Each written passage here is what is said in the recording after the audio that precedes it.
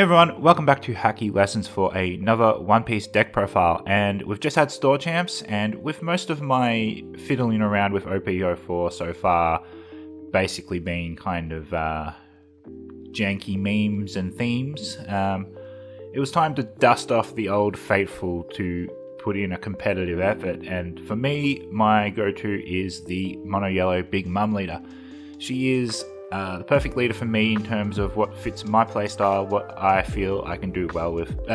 Taken my old Soul Pocus list and upgraded it with some OP04 stuff. So let's have a look at the list. Actually, before we look at the list, let me talk about how we went. So I played in 2 store champs and I went 2-1 on both of them. It was pretty annoying that we had 18 plus players, no defined top 4, but we only played 3 rounds. But let's not get into that. Really, if I wanted to make top 4, I should have just gone undefeated. So 2-1 is good. 2-1 in over 2 tournaments, so 4-2 is a pretty good record still. So it's a strong deck.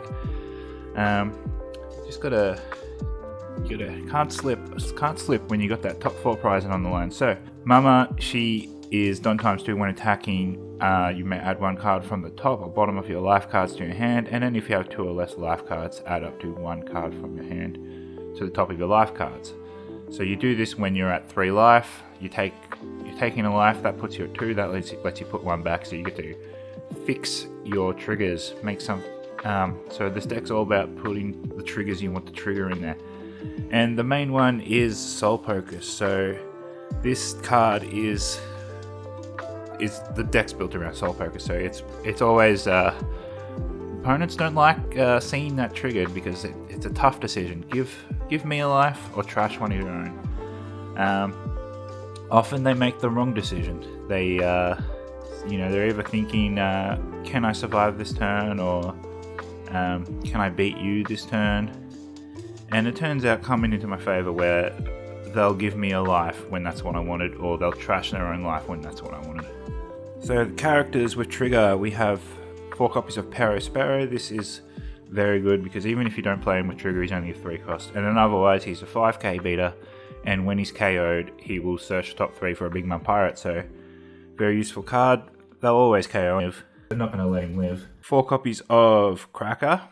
He will rarely get to attack. They'll leave all the removal for him, so you just bait that out. That's fine. But if you do land yourself in the position where you get him out and you are at less life than your opponent, then you get in a nice double attack. So that is a great card. You can't go past it. Some new OP04 stuff, and I have 3 copies of the Blocker Sanji. Only 3. And the reason is, if I'm playing him to block and I'm paying 4 for him, then that's 4. If I'm playing off trigger, I have to trash a card to do it. He's got 5k power, that's fine. But just to the circumstances aren't always best for that to be the right option. So I've also got 3 copies of Brûlée in there. She doesn't cost a card in hand to play off trigger, and if I do have to hardcast her, it's 3, so that's 1 less. 4 copies of Gang Beige.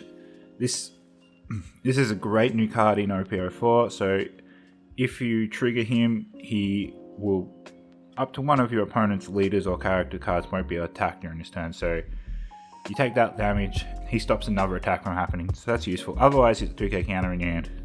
Now this Big Mum from OP04, I really like the idea of, but I don't think it's rare that you get her off, because she can only be played from trigger if you have 1 or less life cards, so you put her as your second last life ideally. But odds are high, if you're in the position where she can be played, it's probably not going to be the card you want in your life anyway. You're gonna, if you get down to that low life, unless you can comfortably say you can survive that turn even by taking that damage, more often than not, you're going to want to put a blocker or a Gang Beige or whatever in your life instead. So she might be better off being replaced with the starter deck 7 cost Big Mum, but I really like the idea of it. Just to play this big beater just from trigger for free would be great. I don't think I ever got her off in my game, so. And then last card you can put into trigger is Thunderbolt. You can play this, but you have to take one of your life and put it in the trash.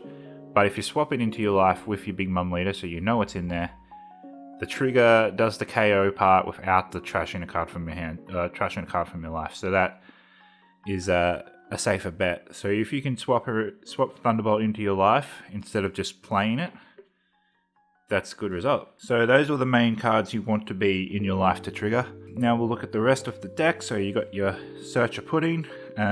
Most of the deck is Big Mum Pirates, so she is very useful. And she can find Sanjis as well. She can't find herself though, so just 2 copies of this pudding. You could say it would make a lot more sense to use like one of the other 2k counters from the Big Mum Pirates, but you know, I want the pudding card in my deck.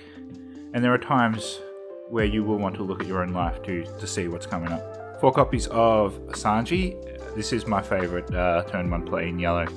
Put him down, attack with him, you get to take a life and then replace it with a card from the top of your deck, so you're essentially drawing a card.